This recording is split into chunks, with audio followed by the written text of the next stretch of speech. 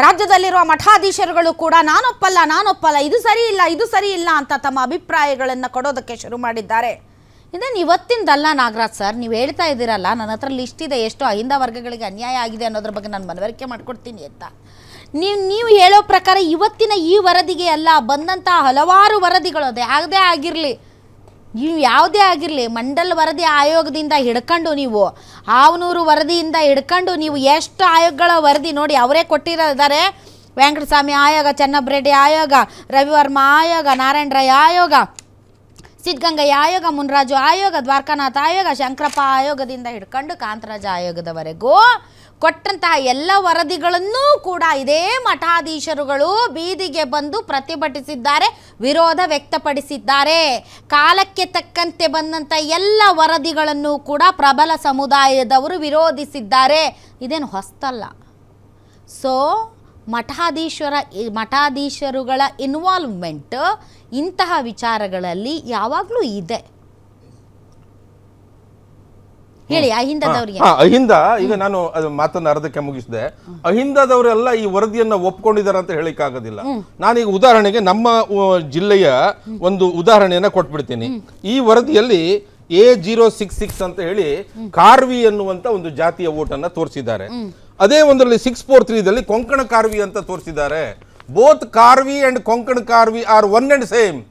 ಮೀನುಗಾರ ಜಾತಿಯೊಳಗೆ ಹರಿಕಂತ್ರ, ಕಾರ್ವಿ, ಗಾಬಿತ್ತು, ಅಂಬಿಗ, ಬೋವಿ, ಪಾಗಿ, ಈ ರೀತಿ ಮೊಗೇರ ಎನ್ನುವಂಥ ಕಮ್ಯುನಿಟಿಗಳಿದ್ದಾವೆ.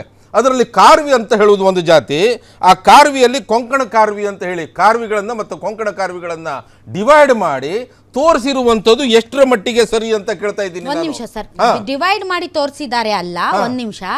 ಈಗ ಯಾರೋ ಒಬ್ರು ನಿಮ್ಮ ಮನೆಗೆ ಬರ್ತಾರೆ, ನಿಮ್ಮನ್ನ ಕೇಳ್ತಾರೆ ನಿಮ್ ಜಾತಿ ಯಾವುದು ಅಂತ. ನೀವು ಕಾರ್ವಿ ಅಂತೀರಿ, ಬರ್ಕೋತಾರೆ. ನಾನು ಕೊಂಕಣ ಕಾರ್ವಿ ಅಂತ ಒಬ್ರು ಹೇಳ್ತಾರೆ, ಅದನ್ನು ಬರ್ಕೋತಾರೆ. ಇನ್ನು ಕೆಲವರು ನಾನು ಮೊಗೇರ ಅಂತಾರೆ, ಕೆಲವೊಬ್ರು ಮೊಗವೀರ ಅಂತಾರೆ. ಸೊ ಹಿಂಗೆ ನೀವು ಹೇಳಿದ ಎಲ್ಲಾ ಜಾತಿಗಳನ್ನು ಅಲ್ಲಿ ದಾಖಲಿಸಿ ಎಲ್ಲರನ್ನು ಬೆಸ್ತಕ್ಕೆ ಸೇರಿಸಿದಾರಲ್ಲಿ. ದಾಖಲೆಗಳಿದ್ದಾವೆ. ನಾನು ನಮ್ಮ ಜಿಲ್ಲೆದಷ್ಟೇ ಮಾತಾಡ್ತೀನಿ, ಯಾಕಂದ್ರೆ ನನಗೆ ಪ್ರತಿ ಜಾತಿಗಳ ಮಾಹಿತಿ ಇದೆ ಅಲ್ಲಿ ಜಾತಿಗಳ ಬಗ್ಗೆ. ಇನ್ನು ನೀವು ಇನ್ನೊಂದು ತೆಗೆದುಕೊಳ್ಳಿ, ಕುಂಬಾರ ಅನ್ನುವಂತ ಜಾತಿ A0688 ಅಂತ. ಸರ್, ಈಗ ಎಚ್ ಆಂಜನೇಯ ಅವರು ದೂರವಾಣಿ ಸಂಪರ್ಕಕ್ಕೆ ಬಂದಿದ್ದಾರೆ. ಅದಕ್ಕಿಂತ ಮುಂಚೆ ಸರ್, ನಮ್ಮ ಯಲ್ಲಾಪುರ ಭಾಗದಲ್ಲಿರುವಂತ ಸಿದ್ದಿ ಜನಾಂಗ ಅವ್ರ ನಂಬರ್ ಬಹಳ ಕಡಿಮೆ ತೋರಿಸಿದ್ರೆ, ಒಂದು 300 ಜನ ತೋರಿಸಿದ್ದಾರೆ. ಏನ್ ತೋರಿಸಿದ್ದಾರೆ ಅಂದ್ರೆ ಉತ್ತರ ಕನ್ನಡ, ಬೆಳಗಾವಿ ಹೊರತಾದಂತ ಸಿದ್ದಿಗಳಂತ ತೋರಿಸಿದ್ದಾರೆ. ಉತ್ತರ ಕನ್ನಡ ಮತ್ತು ಬೆಳಗಾವಿಯ ಸಿದ್ದಿಗಳು ಎಸ್ಟಿ ಒಳಗೆ ಬರ್ತಾರೆ, ಅದಕ್ಕಾಗಿ ಹೊರತಾದ ಅಂತ ಹೇಳಿ ಅದ್ರ ಬೇರೆ ಕಡೆಗಿನವ್ರು ಬರೋದಿಲ್ಲ ಅನ್ನೋ ಲೆಕ್ಕದಲ್ಲಿ ಅದ್ರ ಬಗ್ಗೆ ನಂದಿರೋದು. ಎಚ್ ಆಂಜನೇಯ ಸರ್ ನಮ್ಮೊಂದಿಗೆ ಈಗ ದೂರವಾಣಿ ಸಂಪರ್ಕಕ್ಕೆ ಬಂದಿದ್ದಾರೆ. ನಮಸ್ಕಾರ ಸರ್. ಅಮ್ಮ ನಮಸ್ಕಾರ. ಎಲ್ಲಿದ್ದೀರಿ? ಕಳೆದೇ ಹೋಗ್ಬಿಟ್ಟಿದ್ದೀರಾ? ಇಲ್ಲಮ್ಮ, ಎಲ್ಲಿ ಒಂದು ಧ್ವನಿನೂ ಇಲ್ಲ ನಿಮ್ದು. ಜಾತಿ ಗಣತಿ ವಿಚಾರದಲ್ಲಿ ನೀವೆಲ್ಲ ಮಾತಾಡ್ಬೇಕು, ನೀವೆಲ್ಲೂ ಮಾತಾಡ್ತಾನೆ ಇಲ್ಲ. ಚಿತ್ರದುರ್ಗ ಹೋಗ್ತೇನೆ ಬೆಂಗಳೂರಿಂದ.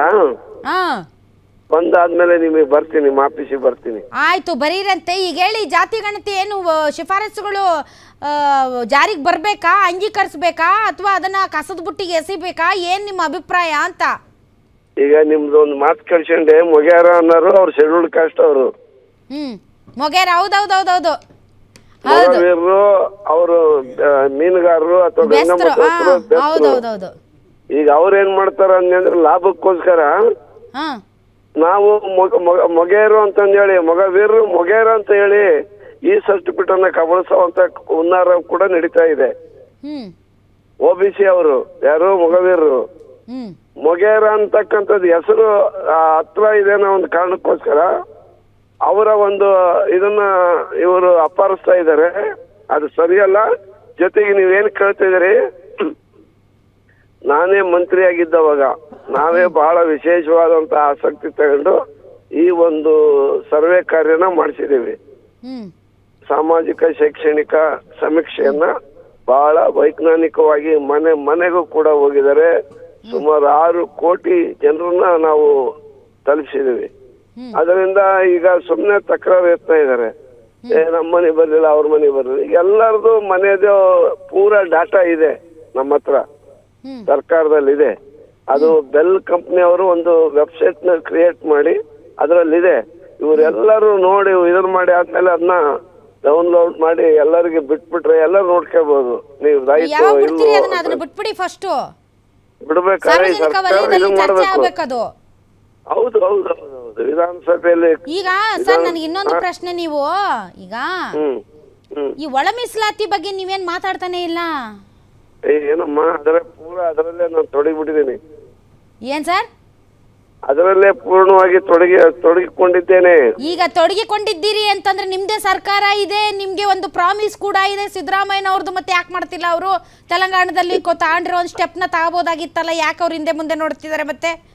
ಇಲ್ಲ, ಇದು ಸದಾಶಿವ ಆಯೋಗದ ವರದಿನ ನೀವು ಜಾರಿ ತರ್ರಿ ಅಂತಂದು ಹೇಳಿದ್ರಿ. ಅದು ಸದಾಶಿವ ಆಯೋಗದ ವರದಿನ ಹಿಂಗೆ ನಾವು ಒಪ್ಪಲ್ಲ, ನಮ್ಮನ್ನ ನೋಡಿಲ್ಲ, ಅದು ಸರಿ ಇಲ್ಲ. ನೀವು ಹೇಳ್ತಾನೆ, ನಾನು ಜರ್ನಲಿಸಂ ಬಂದಾಗಿಂದ ಕೇಳ್ತಾ ಇದ್ದೀನಿ ನಿಮ್ದು ಸದಾಶಿವ ಆಯೋಗದ ವರದಿನ. ಈಗ ಈ ವರದಿಯಲ್ಲಿ ಒಳ ಮೀಸಲಾತಿಗೆ ಪೂರಕವಾದ ಯಾವ ಅಂಶಗಳು ಇಲ್ವಂತೆ, ಮತ್ತೆ ಏನ್ ಮಾನ್ಯತೆ ಐತೆ ಇದಕ್ಕೆ? ಇಲ್ಲ, ಕೆಲವು ಇದೆ, ಡಾಟಾ ಸಿಗಬಹುದು. ಇದಕ್ಕೆ ನಮಗೆ ಬೇಕಾದ್ರೆ ನಾವೇ ಹೊಸ ಸಮೀಕ್ಷೆ ಮಾಡಿಸ್ತಾ ಇದೀವಲ್ಲ. ಯಾರು? ನಾವೇ, ನಮ್ಮ ಸರ್ಕಾರ. ಏನ್ ಸಮೀಕ್ಷೆ? ಪರಿಶಿಷ್ಟ ಜಾತಿಗಾಗಿನೇ ಒಳ ಮೀಸಲಾತಿ ಕಲ್ಪಿಸ್ಲಿಕ್ಕಾಗಿನೇ ಒಂದು ಇದು ಮೇ ತಿಂಗಳಿಂದ ಸರ್ವೆ ನಡೆಯುತ್ತೆ ನಮ್ದು. ಪೂರಾ ಈ ವರದಿಯಲ್ಲಿನೇ ಪರಿಶಿಷ್ಟ ಜಾತಿಗಳಲ್ಲಿ ಅತಿ ಹೆಚ್ಚು ಸಂಖ್ಯೆಯಲ್ಲಿರೋರು ನಿಮ್ಮವ್ರೆ. ಹೌದು ಇದಾರೆ ಅದರಲ್ಲಿ. ಸಾಕಲ್ವಾ? ಇಲ್ಲಮ್ಮ, ಜಾತಿಗಳು 101 ಜಾತಿಗಳಿದಾವೆ. ಯಾವ್ಯಾವ ಜಾತಿಯವ್ರು ಎಷ್ಟೆಷ್ಟು ಇದಾವೆ ನೋಡ್ಬೇಕಲ್ಲ. ಅದಕ್ಕೆ ಮತ್ತೆ ಸಪರೇಟ್. ನಿಮಗೂ ಇದ್ರ ಮೇಲೆ ನಂಬಿಕೆ ಇಲ್ಲ ಅನ್ನಿ ಹಂಗಾದ್ರೆ? ನಂಬಿಕೆ ಅಲ್ಲಮ್ಮ. ಈಗ ಎಸ್ಸಿ ಅಂತ ಬರ್ಸಿದ್ರೆ ಏನು ಉಪಯೋಗ ಬಂದ್? ನಾನು ಆದಿ ಕರ್ನಾಟಕ ಮಾದಿಗರನು, ಆದಿ ಕರ್ನಾಟಕ ಮಾದಿಗ ಅಂತಂದು ಬರ್ಸಿರ್ಬೇಕು, ಹಂಗ್ ಬರ್ಸಿಲ್ಲ. ಎಸ್ಸಿ ಅಂತ ಬರ್ಸಿರು, ಆದಿ ಕರ್ನಾಟಕ ಅಂತ ಬರ್ಸಿರು. ಆದಿ ಕರ್ನಾಟಕ ಅಂತ ನಾವು ಸರ್ಟಿಫಿಕೇಟ್ ಅಂತೀವಿ. ಈಗೇನು ಇನ್ನೊಬ್ರು ಒಳ ಮೀಸಲಾತಿ ಒಳಪಡ್ತಕ್ಕಂತ ಛಲವಾದಿ ವಲಯ ಸಮುದಾಯನೂ ಕೂಡ ಆದಿ ಕರ್ನಾಟಕ ಅಂತಾರೆ. ಹೀಗಾಗಿ ನಾವು ಹೊಸದಾಗಿ ಜಾತಿ ಸರ್ಟಿಫಿಕೇಟ್ ಕೊಡ್ಬೇಕಾದ್ರೆ ನಿಮ್ಗೆ ನೀನು ಮಾದಿಗರು ಅಂತ ಸಪರೇಟ್ ಆಗಿ ಕೊಡ್ತಾ ಇದಾರೆ, ಎಲ್ಲ ಆದಿ ಕರ್ನಾಟಕ ಒಳಕ್ಕೆ ಸೇರಿಸಿ ಕೊಡ್ತಾ ಇರೋದು. ಈಗಿಲ್ಲ, ನಮ್ ಶಾಲೆ ದಾಖಲಲ್ಲಿ ಆದಿ ಕರ್ನಾಟಕ ಇದೆ. ಇನ್ನು ಮುಂದೆ ಅವನು ನಾನು ಆದಿ ಕರ್ನಾಟಕ ಅಂತ ಹೇಳಿ ಬರ್ಸಿದ್ದೆ, ನಾನು ಮಾದಿಗ ಸಮುದಾಯದಕ್ಕೆ ಸೇರಿದವನು ಅಂತಂದೇಳಿ ಮತ್ತೆ ಹೊಸ ಸರ್ಟಿಫಿಕೇಟ್ ಆಗ್ಬೇಕು. ಅವನು ಕೊಡ್ತಾರ? ಒಳ ಮೀಸಲಾತಿ ಕೊಡ್ತಾರ? ಹಂಗೆ ಕೊಡ್ಲೇಬೇಕು, ಅದ್ರಲ್ಲಿ ಏನಿದೆ? All right. ಈಗ ಸರ್, ಈಗ ನಮ್ಮ JDS ಅವ್ರು ನಿಮ್ಗೊಂದು ಪ್ರಶ್ನೆ ಕೇಳ್ತಾರಂತೆ. ಕೇಳಿ ಸರ್. ಸರ್ ನಮಸ್ತೆ ಸರ್.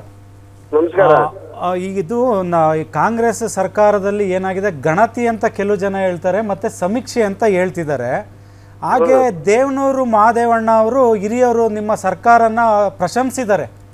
ಒಂದು ಜಾತಿ ಗಣತಿ, ಆರ್ಥಿಕ ಸಾಮಾಜಿಕ ಒಂದು ನ್ಯಾಯ ಕೊಡಿಸೋದ್ರಲ್ಲಿ ಕಾಂಗ್ರೆಸ್ ಸರ್ಕಾರ ಒಂದು ಮುಂದೆ ಬಂದಿದೆ, ಒಂದು ಪ್ರಶಂಸೀಯವಾಗಿರಲಿ. ಆದರೆ ಎಲ್ಲ ವರ್ಗದ ಎಲ್ಲ ಸಮುದಾಯದ ಜನರಲ್ಲೂ ಒಂದು ಡೌಟ್ ಅನ್ನೋದು ಬಂದಿದೆ. ಎಲ್ಲೋ ಒಂದು ಕಡೆ ಒಂದು ಲಕ್ಷಾಂತರ ಮಂದಿಗಳನ್ನ ಹತ್ರ ನೀವು ರೀಚ್ ಆಗೋಕ್ಕಾಗಿಲ್ಲ. ಮಾನವ ಸಂಪನ್ಮೂಲ ಮತ್ತು ಟೆಕ್ನಾಲಜಿ ತಂತ್ರಜ್ಞಾನ ಬಳಸಿ ಮಾನ್ಯ ಮುಖ್ಯಮಂತ್ರಿಗಳು 3 ತಿಂಗಳು ಒಂದು ಕಾಲಾವಧಿ ತಗೊಂಡು ವೈಜ್ಞಾನಿಕವಾಗಿ ಮಾಡಿ. ಯಾಕೆಂತಂದರೆ ಸರ್, ಇಲ್ಲಿ ಏನಾಗಿದೆ, ನಿಮ್ಮ ಮಂತ್ರಿಮಂಡಲದಲ್ಲಿರುವಂಥ ನಾಯಕರುಗಳಿಗೇನೆ ಪರ ವಿರೋಧ ಇದೆ, ಜನರಿಗಿಲ್ಲ. JDSಗಿಲ್ಲ, BJPಗಿಲ್ಲ, ಮಗದೊಂದು ಪಾರ್ಟಿಗಿಲ್ಲ ಸರ್. ನಿಮ್ಮಲ್ಲಿರೋಂಥ ಮಂತ್ರಿಮಂಡಲದಲ್ಲಿರುವಂಥ ನಾಯಕರುಗಳಿಗೆ, ಸಚಿವರುಗಳಿಗೆ, ಶಾಸಕರುಗಳಿಗೆ ಪರ ವಿರೋಧ ಇದೆ. ದಯವಿಟ್ಟು ಇದ್ರ ಬಗ್ಗೆ ನೀವೇನು ಹೇಳ್ತೀರಾ ಸರ್? ಈಗ ನೋಡಿ, ಈ ಜಾತಿ ಗಣತಿ ಆಗಿದ್ದು, ಜಾತಿ ಆಧಾರದ ಮೇಲೆ ಮೀಸಲಾತಿ ನಿಗದಿ ಆಗಿದ್ದು ಮಿಲ್ಲರ್ ಕಮಿಷನ್ ಅಂತಂದೇಳಿ 1930-31 ಆಗಿರ್ತಕ್ಕಂಥ ಆಧಾರದ ಮೇಲೆ ಇಲ್ಲಿವರೆಗೂ ಮೀಸಲಾತಿ ಕೊಡ್ತಾ ಇದ್ದಾರೆ.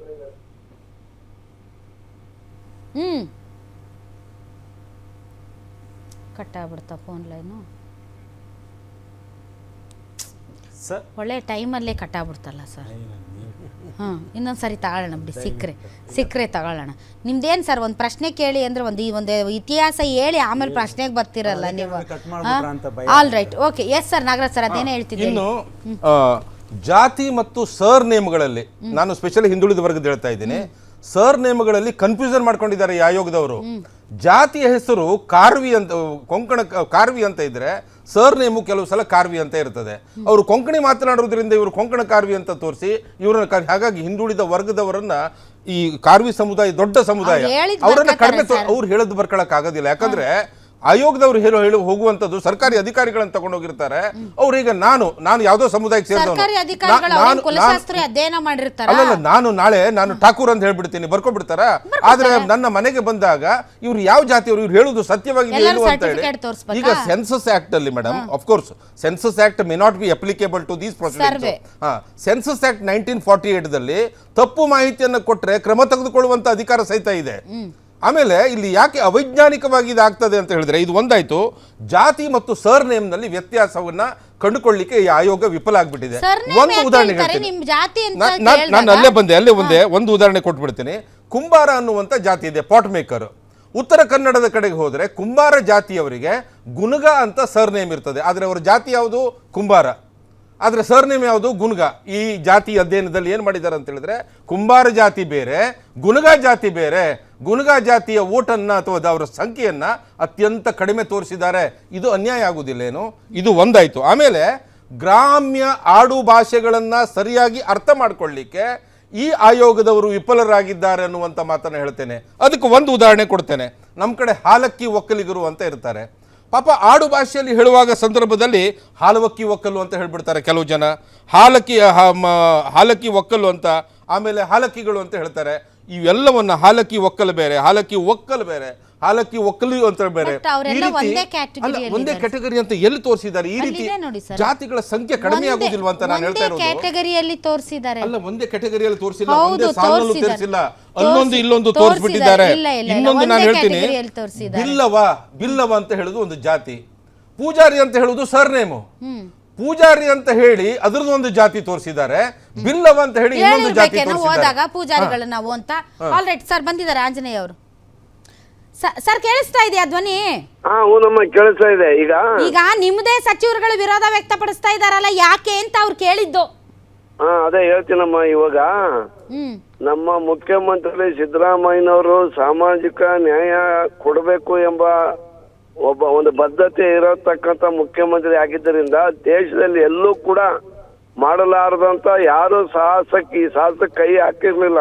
ಎಲ್ಲೂ ಕೂಡ ಈ ಒಂದು ಜಾತಿ ಗಣತಿಯನ್ನ ಮಾಡ್ಬೇಕು ಅನ್ನೋದನ್ನ ಇವರು 2015ರಲ್ಲಿ ನಾನೇ ಮಂತ್ರಿ ಆಗಿದ್ದಾಗ ಮಾಡಿಸಿದ್ದೇವೆ.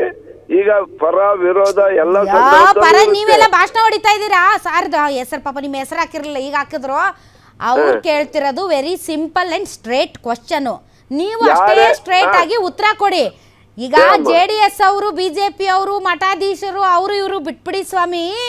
ನಿಮ್ ಪಕ್ಷದಲ್ಲಿರೋರೇ ಇದಕ್ಕೆ ವಿರೋಧ ವ್ಯಕ್ತಪಡಿಸ್ತಾ ಇದಾರಲ್ಲ, ಅದಕ್ಕೆ ಉತ್ತರ ಕೊಡಿ ಅಂತ ಅವ್ರು ಕೇಳ್ತಾ ಇರೋದು.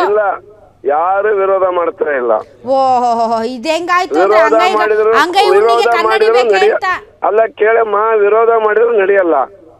ಈಗಾಗಲೇ ಹೈಕಮಾಂಡ್ ನಮ್ಮ ಅಧಿನಾಯಕ ರಾಹುಲ್ ವಿರೋಧ ಮಾಡ್ತಾ ಇದಾರಪ್ಪ, ನಡೆಯಲ್ವಾ ಅವ್ರದ್ದು? ನಡೆಯಲ್ವಾ ಅವ್ರದ್ದು? ಶ್ಯಾಮನೂರ್ ಶಿವಶಂಕರಪ್ಪನವರು, ಆಂಜನೇಯ ಸರ್, ನೀವು ನಮ್ ಲಿಂಗಾಯತ ಎದುರಾಕೊಂಡು ರಾಜ್ಯಭಾರ ಮಾಡ್ತೀರಾ ಅಂತ ಸ್ಟ್ರೇಟ್ ವಾರ್ನಿಂಗ್ ಕೊಟ್ಟಿದಾರಲ್ಲ ಸರ್ ಅವರು. ಇಲ್ಲ ಈಗ ನೋಡಮ್ಮ, ಯಾವುದೇ ಒಂದು ವರದಿ ಜನಪರ ಜನರ ಉದ್ಧಾರ ಮಾಡ್ಬೇಕು ಅಂತ ಹೇಳ್ತಾರೆ. ನೀವ್ ಅದೆಲ್ಲ ಬೇಡ. ನೀವು ಈಗ ಶ್ಯಾಮನೂರ್ ಶಿವಶಂಕರಪ್ಪನವರು ಸಿದ್ದರಾಮಯ್ಯನವ್ರಿಗೆ ನೇರವಾದ ಖಡಕ್ ಎಚ್ಚರಿಕೆ ಕೊಟ್ಟಿದ್ದಾರೆ. ನಮ್ಮ ಸಮುದಾಯವ್ರನ್ನ ಎದುರಾಕೊಂಡು ರಾಜ್ಯಭಾರ ಮಾಡ್ತೀರಾ ನೀವು, ಅದ್ ಹೆಂಗ್ ಮಾಡ್ತೀರಾ ಅಂತ ಕೇಳಿದ್ದಾರೆ. ನಿಮ್ ಉತ್ತರ ಏನು? ಹೇಳಿ ಅವ್ರ ಅಭಿಪ್ರಾಯ ಹೇಳಿದ್ದಾರೆ. ಅವ್ರ ಅಭಿಪ್ರಾಯ ಅಲ್ಲ ಸರ್, ಅದು ವಾರ್ನಿಂಗ್. ಇರ್ಲಿ,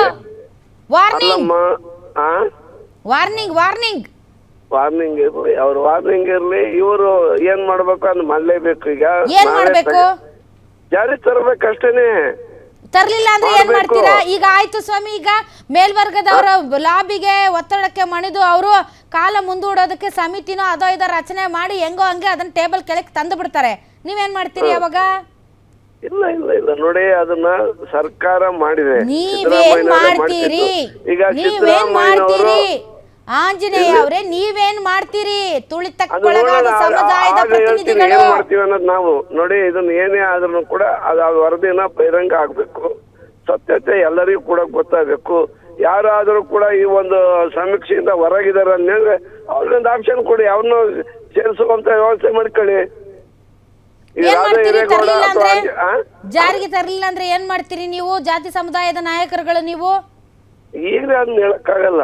ನಾವು ಜಾರಿ ತರ್ತಾರೆ ಎಂಬ ವಿಶ್ವಾಸ ಇದೆ ನಮಗೆ. ಏನ್ ಸರ್? ಜಾರಿ ತರ್ತಾರೆ ಎಂಬ ವಿಶ್ವಾಸ ಇದೆ. ಈಗಲೇ ಜಾರಿ ತರ್ಲಿಲ್ಲ ಅಂದ್ರೆ ಏನ್ ಮಾಡ್ತೀರಿ ಅನ್ನೋದನ್ನ ನಾನು ಈಗ ಈಗ ಜಾರಿ ತಂದ್ರೆ ನಾವೇನ್ ಮಾಡ್ತೀವಿ ಅಂತ ಅವರೆಲ್ಲ ಮಾತಾಡುವಾಗ, ಜಾರಿ ತರ್ದಿದ್ರೆ ನಾವೇನ್ ಮಾಡ್ತೀವಿ ಅಂತ ನೀವು ಮಾತಾಡಿದ್ರೆ ತಪ್ಪಾಗಲ್ಲ ಬಿಡಿ ಸರ್. ಎಲ್ಲರಿಗೂ ಒಂದೇ ಹೈಕಮಾಂಡು, ಎಲ್ಲರಿಗೂ ಒಂದೇ ನ್ಯಾಯ. ಹೌದು. ಈಗ ನಮ್ದು ಇಡೀ ರಾಷ್ಟ್ರದಲ್ಲಿ ಎಲ್ಲಾ ಕಡೆಗೂ ಜಾತಿ ಗಣತಿ ಆಗ್ಬೇಕು. ಯಾರ್ಯಾರು ಸಂಪತ್ತು ಏನೇನಿದೆ, ಯಾರ್ಯಾರು ಅವಕಾಶ ವಂಚಿತರಿದ್ದಾರೆ, ಅವಕಾಶ ಪಡೆದವರಿದ್ದಾರೆ, ಅವಕಾಶ ವಂಚಿತರಿಗೆ ಏನ್ ಕಾರ್ಯಕ್ರಮ ಆಗ್ಬೇಕು ಅನ್ನೋ ಮೂಲ ಉದ್ದೇಶ ಈ ಒಂದು. ಆಯ್ತು ಬಿಡಿ, ಈಗ ನೀವೇನು ಮಾತಾಡಲ್ಲ ಅಂತ ನನಗೆ ಗೊತ್ತಾಯ್ತು. Thank you. ಆಗ್ಲಮ್ಮ. ಸರಿ ಆಯ್ತು. ಏನ್ ಸರ್ ಮಾತಾಡಕ್ಕೆ ಅವರೆಲ್ಲ ಅಷ್ಟು ಚೆನ್ನಾಗಿ ಮಾತಾಡ್ತಾರೆ, ಇವರೆಲ್ಲ ಯಾಕೆ ಸರ್ ಹಿಂಗ್ ಮಾತಾಡ್ತಾರೆ? ಇದೇ ಪರಿಸ್ಥಿತಿ ನಿಜವಾದ ಯಾಕೆ ಸಮೀಕ್ಷೆ ಆಗ್ಬೇಕು ಅನ್ನೋದಕ್ಕೆ ಬೆಸ್ಟ್ ಉತ್ತರ ಅಂದ್ರೆ ಆಂಜನೇಯ ಅವರು. ಹಾ. ಯಾಕಂದ್ರೆ ಶಿವಶಂಕರಪ್ಪನವ್ರ ಅಮ್ಮನೂರು ಶಿವಶಂಕರಪ್ಪನವ್ರ ವಿರುದ್ಧ ಹಾಕೊಂಡು ಅವ್ರು ರಾಜಕೀಯ ಮಾಡ್ಲಿಕ್ಕೆ ಆಗೋದಿಲ್ಲ. ಪ್ರಬಲ ರಾಜಕೀಯ ಅಥವಾ ಸಾಣೆಹಳ್ಳಿ ಮಟ್ಟದ ಬೆಂಬಲ ಇಲ್ಲದೆ ಅವ್ರು ಗೆಲ್ಲಿಕ್ ಆಗೋದಿಲ್ಲ ಅಲ್ಲಿ. ಹೀಗಾಗಿ ಸೇಮ್ ವಿತ್ ಅಹಿಂದ ವರ್ಗಗಳು, ಸೇಮ್ ಎಲ್ಲಾ ಅಹಿಂದ ವರ್ಗಗಳು ಯಾಕೆ ಅಳಿಯಲ್ಲ ಮಗಳ ಗಂಡ ಆಯ್ತು. ಮೇಲ್ವರ್ಗದವ್ರು ಇಲ್ಲದೇನು ಚುನಾವಣೆಯಲ್ಲಿ ಗೆಲ್ಲೋಕ್ಕಾಗಲ್ಲ, ಅಹಿಂದ ವರ್ಗಗಳು ಇಲ್ದೇನು ಚುನಾವಣೆಗೆ ಗೆಲ್ಲಕ್ಕಾಗಲ್ಲ. ಆದ್ರೆ ಅಹಿಂದ ವರ್ಗವನ್ನ ನಾವು ಎದುರಾಕೊಂಡು ನಾವು ಗೆಲ್ತೀವಿ, ನಾವು ರಾಜ್ಯಭಾರ ಮಾಡ್ತೀವಿ ಅನ್ನುವಂತ ಅವ್ರ ಕಾನ್ಫಿಡೆನ್ಸ್ ಎಲ್ಲಿ? ಇವ್ರಿಲ್ದೆ 25% ಜನ ಇರೋರನ್ನ ನಾವು ಎದುರಾಕೊಂಡ್ರೆ ನಾವು ಉಳಿಯಕ್ಕಾಗಲ್ಲ ಅನ್ನುವಂತ ಇವರ ಕೀಳರಿಮೆಯಲ್ಲಿ. ಯಾಕೆ ಹೀಗಾಗತ್ತಂದ್ರೆ ಅವರು ಸಾಮಾಜಿಕ ಎರಡು ಇಂಪಾರ್ಟೆಂಟ್ ಇದೆ. ಸೋಷಿಯೋ ಎಕನಾಮಿಕ್ ಬಜೆಟ್ ಅಂತ ಹೇಳ್ತೇವಲ್ಲ, ಅದು ತುಂಬ ದೊಡ್ಡದಿದೆ ಅವ್ರಿಗೆ. ಸೋಷಿಯೋ ಎಕನಾಮಿಕ್ ಅಂದರೆ ಸಾಮಾಜಿಕ ಭದ್ರತೆ ಇದೆ ಅವರಿಗೆ, ಆರ್ಥಿಕ ಭದ್ರತೆ ಇದೆ. ಈ ಹಿಂದುಳಿದ ಜಾತಿಗಳಿಗೆ ಆ ಸಾಮಾಜಿಕ ಭದ್ರತೆ ಇಲ್ಲ. ಆ ಸಾಮಾಜಿಕ ಭದ್ರತೆ ಇಲ್ಲದ ಕಾರಣದಿಂದ ಆ ಹಿಂಜರಿಕೆ ಹಾಗೆ ಉಳಿದಿರುತ್ತೆ. ಈಗ ಒಂದು ಲೀಡರ್ಶಿಪ್ ಕ್ವಾಲಿಟಿ ಬರಬೇಕಂದ್ರೆ ಅವನು ಒಂದು ಊರಲ್ಲಿ ಒಂದು ಲಿಂಗಾಯತರದೇ ತೆಗೆದುಕೊಳ್ಳೋ, ನೀನು ಗೌಡ್ರ ಮಗ ಬಂದಂದರೆ ಸಹಜವಾಗಿ ಅವ್ನಿಗೆ ಎಲ್ಲರೂ ರೆಸ್ಪೆಕ್ಟ್ ಕೊಡ್ತಾರೆ. ಸಣ್ಣವನಿದ್ದಾಗ ನೀವು ನೋಡೇ ಬೆಳೆದಿದ್ದೀವಿ ಅದನ್ನು. ಅವನಿಗೆ ಆ ಲೀಡರ್ಶಿಪ್ ಕ್ವಾಲಿಟಿ ಸಹಜವಾಗಿ ಬರುತ್ತೆ. ಅದು ಒಬ್ಬ ದಲಿತ ಹುಡುಗ ಇರ್ಬೋದು ಅಥವಾ ಒಂದು ಕೆಳಜಾತಿ ಹುಡುಗ ಇರಬೇಕು, ಅವ್ನು ಬರಬೇಕಂದ್ರೆ ಎಕ್ಸ್ಟ್ರಾರ್ಡಿನರಿ ಕ್ವಾಲಿಟಿ ಇರಬೇಕು, ಇಲ್ಲ ಅವ್ರು ರಿವೆಂಜ್ ತೊಗೋಬೇಕಾಗತ್ತೆ, ರೆವಲ್ಯೂಷನರಿ ಆಗಬೇಕಾಗತ್ತೆ. ಇಲ್ಲದೆ ಹೋದ್ರೆ ಲೀಡರ್ಶಿಪ್ ಕ್ವಾಲಿಟಿ ಸಮಾಜ ಅಷ್ಟು ಈಸಿಯಾಗಿ ಅವ್ನು ಕೊಡೋಲ್ಲ. ಅವ್ನು ದೇವಸ್ಥಾನಕ್ಕೆ ಹೋದ್ರೆ ಸಿಗಲ್ಲ ಅಷ್ಟು ಈಸಿಯಾಗಿ, ಒಂದು ಆಫೀಸಿಗೆ ಹೋದ್ರೆ ಸಿಗಲ್ಲ, ಸ್ಕೂಲಿಗೆ ಹೋದ್ರೂ ಇದು ಸಿಗಲ್ಲ. ಈ ರೀತಿ ನಮ್ಮ ಸೊಸೈಟಿಯಲ್ಲಿ ಶ್ರೇಣಿಕತೆ ವ್ಯವಸ್ಥೆ ಇದ್ದಾಗ ಈ ರೀತಿ ಸಮಾನತೆ ತರಬೇಕಾದ್ರೆ ನಾವು ಈ ರೀತಿ ಅನಿವಾರ್ಯವಾಗಿ ಮಾಡಲೇಬೇಕಾಗತ್ತೆ. ಅವ್ರು ಹೇಳ್ತಾ ಇರೋದು ಒಂದು ಪಾಯಿಂಟ್ ಸರಿ ಇದೆ ಅನ್ಸುತ್ತೆ, ಏನಂದರೆ ಟೆಕ್ನಿಕಲಿ ಸರಿ ಇಲ್ಲ ಅನ್ನೋದು. ಅದನ್ನು ಸರಿ ಇಲ್ಲ ಅಂದರೆ ಟೆಕ್ನಿಕಲಿ ಸರಿ ಮಾಡ್ಕೋಬೇಕು, ಅದನ್ನು ಸುಮ್ಮನೆ ವಿರೋಧ ಮಾಡ್ತಾ ಕೊಡೋದಲ್ಲ. ಟೆಕ್ನಿಕಲಿ ಏನ್ ಸರಿ ಇಲ್ಲ, ಟೆಕ್ನಿಕಲಿ ಒಂದು ನಿಮಿಷ ನಾನು ಮುಗಿಸ್ಬಿಡ್ತೇನೆ. ಯಾಕಂದ್ರೆ ಪೂರ್ತಿ ದಾಖಲೆಗಳನ್ನೇ ಇಟ್ಟಿದ್ದಾರೆ ಅವರು. ಮೊದಲು ಮುಕ್ತ ಮನಸ್ಸಿನಿಂದ ಇದು ಸಾಮಾಜಿಕ ಭದ್ರತೆಗಾಗಿ ಆಗಬೇಕಾಗಿದೆ ಅಂತ ಒಪ್ಕೊಂಡು ಎಲ್ಲ ರಾಜಕೀಯ ಪಕ್ಷಗಳು, ಅದರ ನಂತರ ಏನೇನು ಅದರಲ್ಲಿ ವೈಫಲ್ಯ ಅದೇ ಅಥವಾ ಕೊರತೆಗಳೇನಿದೆ ಅದು ಸರಿ ಹೇಗೆ ಮಾಡ್ಬೋದು ಅಂತ ಅದನ್ನ ಮಾಡ್ಬೋದು. ಈ ವರದಿಗಳು ಸಾಮಾಜಿಕ ಅಭದ್ರತೆಯನ್ನ ಸೃಷ್ಟಿ ಮಾಡುತ್ತಿರುವ ಸಂದರ್ಭದಲ್ಲಿ ನೀವು ಸಾಮಾಜಿಕ ಭದ್ರತೆಯನ್ನ ನೀವು ಪರಿಗಣಿಸಬೇಕು ಅಂದ್ರೆ ಅದು ಹೆಂಗಾಗುತ್ತೆ ಸರ್?